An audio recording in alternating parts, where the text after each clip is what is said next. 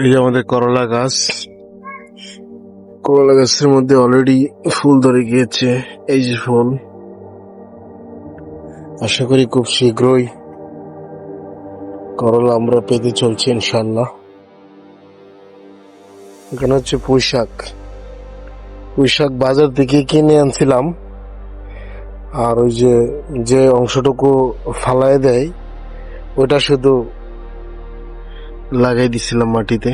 আলহামদুলিল্লাহ ভালোই পোশাক হচ্ছে এখান থেকে। এটি হচ্ছে দেশি বরবটি, ছোট জাতের সাদাটা। এই বরবটি গুলা খেতে অনেক স্বাদ, মাশাআল্লাহ। হচ্ছে আমাদের লাউ গাছ, কদু গাছ ভালোই বড় হয়ে গিয়েছে, কোনো ফুল দেখছি না কোথাও। সিসিঙ্গা গাছে আলহামদুলিল্লাহ ফুল ধরে গিয়েছে, আলহামদুলিল্লাহ। এটা হচ্ছে একটা বরবটি, কিন্তু এটা হচ্ছে লালটা, লাল জাতের।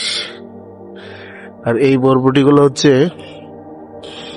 ছোট ছোট বেটে সাদা টাইপের।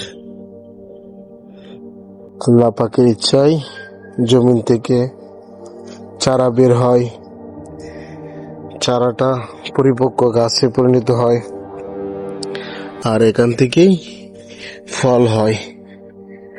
সমস্ত প্রশংসা আল্লাহ তাআলার।